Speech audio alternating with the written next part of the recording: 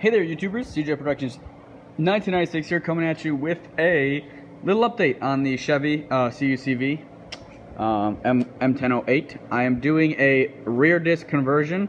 You know, this. So let me start at the beginning. This side was leaking, the rear inner seal. So I was like, hey, I should probably change that, and I took the axle shaft out. And I went to pull the drum, wasn't coming. So I kept pulling, pulled so hard that I ripped the bearing into pieces, and all the little rollers came pouring out, which I can show you. Here is the race. There's that spring on there. Here is the race. I had to cut it and crack it. There's a big doinker on the inside here, right there. So that was not caused by me. That was on the shaft, pinching it to the shaft so that it could not come off.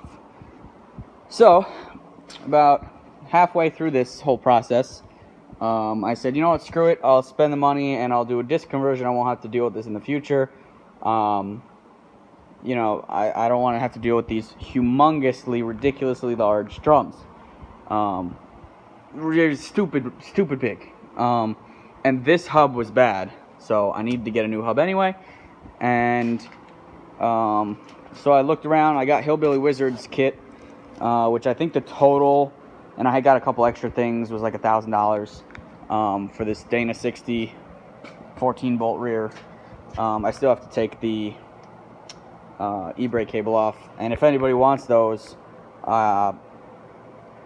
contact me and you can pretty much have them. So besides all that, so I bought a hub from Hillbilly Wizard because the inside portion, so in here, so this is the front, so where your axle shaft bolts to, this is going to be towards your differential. The race in here was stuck also, so I said screw it, I'm gonna get a new hub. They put the brand new bearings and seals in there for me, and this is my other hub, which was fine. The passenger side was fine, pulled right off just like the hub should. And I was just taking this apart. I took the inner bearing and race out, as you can see. Not too bad. Just flipped this over and pounded it with that chisel slowly on, in a triangular pattern until it just came out. But this seems like it would be stupid hard if you don't have these ridiculously large snap ring pliers, which are made by, I have two sets. We got these at an auction, and I never thought I would use them. So they're something, IRRP 108, made in the USA. Yeah, I don't see a manufacturing number, just says wear safety glasses. But these little suckers, so they lock so it can't come out on you, which is how that's kept under pressure right now. So what I did was I stuck these down there, crimped it, and there's enough pressure that it was stuck down there. Like only one side of the snap ring would come out of the hole, the other side was pinched in. So I took this hammer and I was tapping the snap ring pliers around to get it right in the center, and then it just came right out. So that's a little tip. If you have these humongously, ridiculously old and large snap ring pliers, if you don't, I honestly have no idea how you would get that out, because there is a lot of pressure under here. And I'm very happy that this has the lock, so I can just leave this. I'll put this on another bench, and then when I want to put the new bearing in, which is in about 10 minutes, maybe less, I can just grab that, slide it in there, unlock it, and it'll be in set. So there's the outer bearing and race, which I can now smack the race out. The race might just come out by hand. I don't know why they had a snap ring. Maybe not. The bearing's not even coming out. Is that all one piece? Is that one? Yeah, I think that's all one piece. All right. But, yeah, I'll knock that out. There's my tires. I'm going to paint those, I think, olive drab. And the fronts, I covered up the USA because it kind of seemed like a fake person just stuck USA for official use only. So for official use only looks decent enough. So I'll keep that. Maybe I'll even spray that all green, and then I'll have somebody make me a black or a stencil, and then I'll paint it black for official use only. And I spray painted the diesel fuel only. My axle shafts, I just have to clean these ends up and paint them black. Here's the new seals for these axle flanges. They are Napa 55350 and goes right on the hub. Here is the bearing, the race for the bearing, the inner bearing, and the outer, and the actual rolling part. So that's this is AutoZone's part number is 382A, and they come separate, so it's 387AS. And here's 2 oil seals. I bought both of them because I didn't know if I was gonna buy the set from Hillbilly Wizard and have them install it. So, and this was my brake shoe kit that when I was debating whether keeping drums or not, I bought this, and this was like 50 bucks, and the brake hardware for the drums. So, and here's the gear puller that I tried to pull that race off with. Let's see, what else? Oh, here's the race that was stuck inside the hub. So it had welded itself. It spun in there, and that's all part of the hub and all that build-up right there. So this was pretty bad, and so was the hub. Here's the race that I yanked off of the hub when I pulled the hub out. I yanked that off the spindle. So I have these little plastic totes. We have like a rack of them over there in the corner. Roll around rack that you put them all on.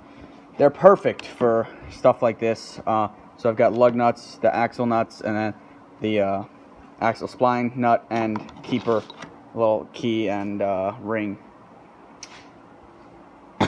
And my axle juice or differential fluid is low. Well, it's dirty first of all, so I should probably change that too. But so here's the Hillbilly Wizard kit. I went and bought these to save on shipping because they're really heavy. So these were Napa part number, let's see, 4885677.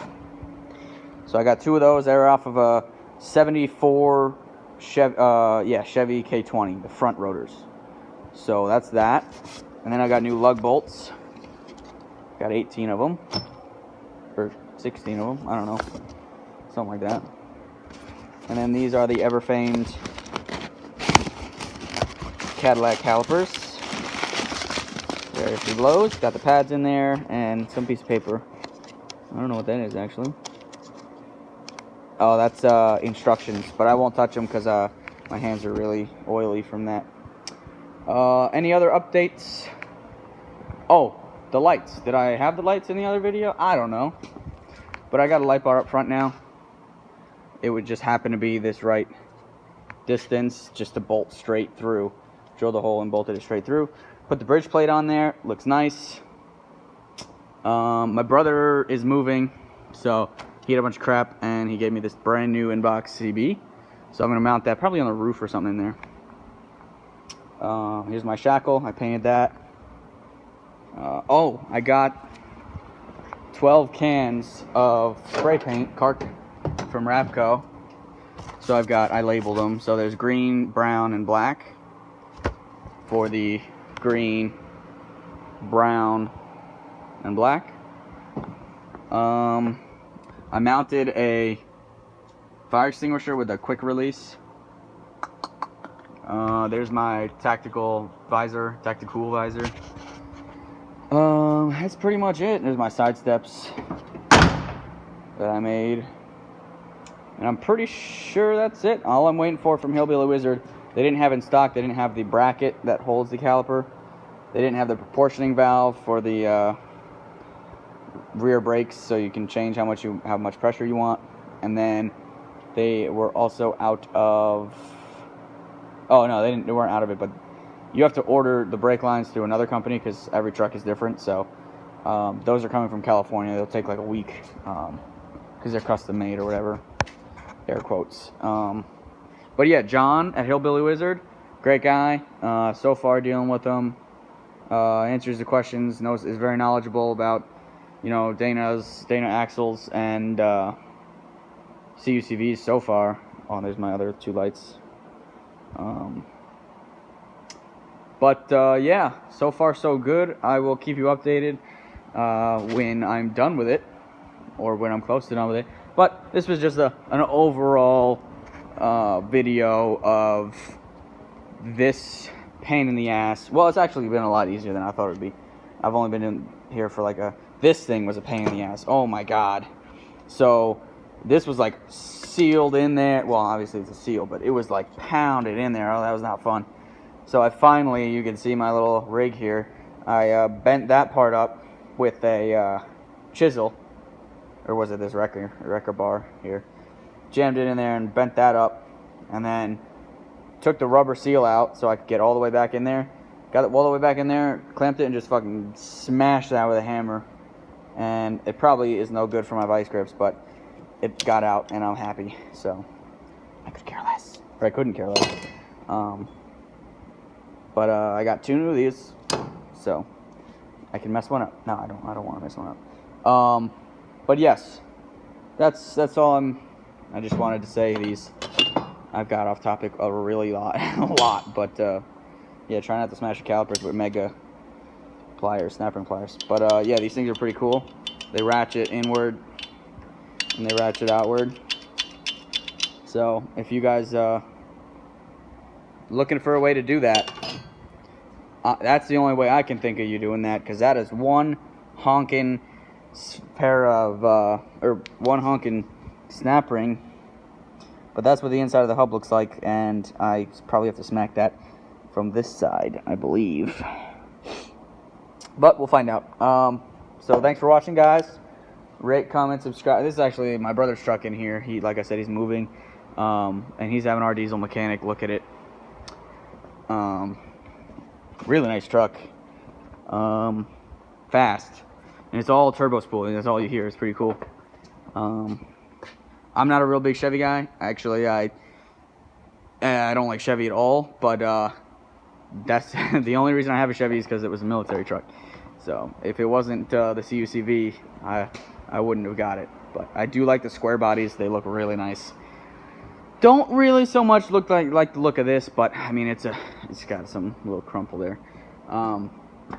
Big truck. I like it, but it's Chevy. So thanks for watching, guys. Just a little insider info on this thing.